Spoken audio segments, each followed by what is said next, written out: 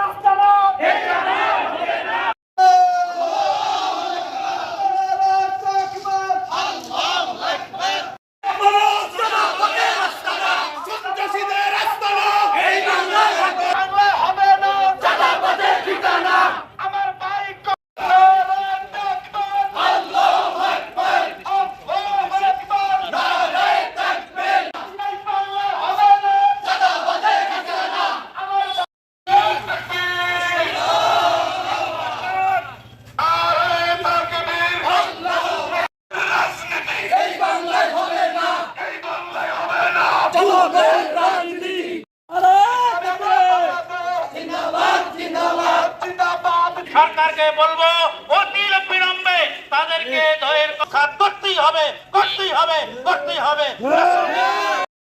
ইসলামী আন্দোলন শিবচর উপজেলা শাখার সংগ্রামী সেক্রেটারি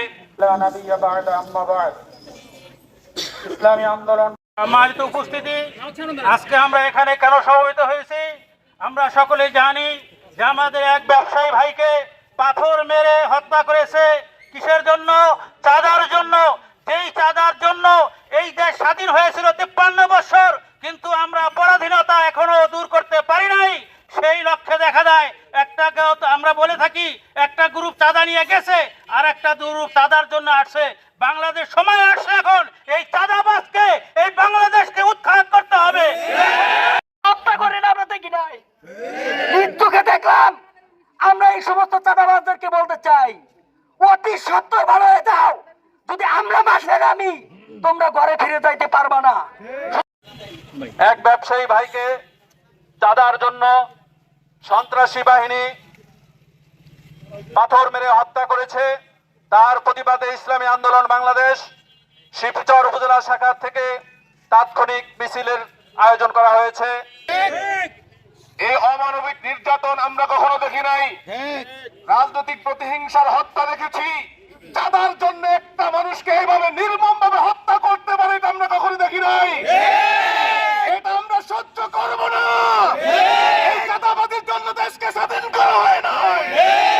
আমরা দীর্ঘ কণ্ঠে বলতে চাই, চাঁদাবাজি বন্ধ হবে, না হয় দেশের চাঁদাবাজ থাকবে, না হয় আমরা থাকবো। আমি ভেবেছিলাম যে এই দেশ থেকে এক স্বৈরাচারকে খেদাইছি, আমরা এখনো শান্তিতে বাস করতে পারবো, আমরা শান্তিতে ব্যবসা করতে পারবো, আমরা শান্তিতে চলাফেরা করতে পারবো। কিন্তু কি দেখলাম, কিছুদিন আগে আমাদের এক ভাইকে উলঙ্গ করে বেঁধে রেখে তার স্ত্রীকে ধর্ষণ করেছে। আমরা কি দেখলাম, লালবাগে এক ব্যবসায়ী ভাইকে চাঁদা না দেওয়ার অপরাধে তাকে পাথর মেরে নির্মম ভাবে হত্যা করেছে। বন্ধুগণ, আমরা এটা দেখার জন্য 5ই আগস্ট এই দেশে আসে নাই।